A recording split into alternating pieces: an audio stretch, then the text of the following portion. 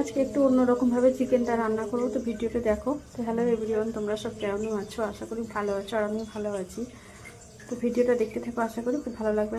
ভালো লাগলে ভিডিওটা আমার চ্যানেলটা সাবস্ক্রাইব করে দিও যারা ইউটিউব থেকে দেখছো, আর যারা ফেসবুক পেজ থেকে দেখছো তারা চ্যানেলটা আমার ফলো করে দিও।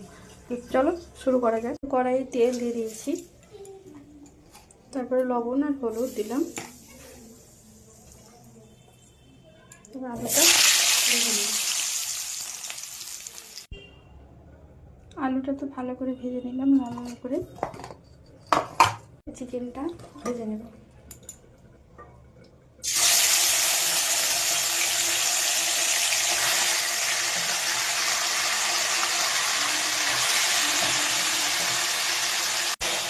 কোনো হলুদ লবণ দিই, এইভাবে চিকেনটা আর কি ভেজে নিচ্ছি। তো তোমরাও এভাবে বাড়িতে ট্রাই করে দেখো, খুব সুন্দর হবে খেতে। এই আবারও আমি গোটা জিরা, তারপর গোটা গরম মশলা আর একটা তেজপাতা দিয়ে দিলাম।